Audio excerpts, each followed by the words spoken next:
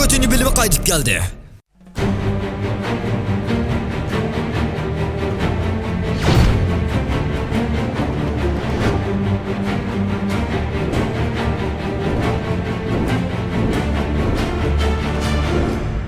Anar pişti. Anar Roy salonu qo'shyapsiniz. Anar pishti 4. bölümünü tunji bo'lib ko'ra olasiz.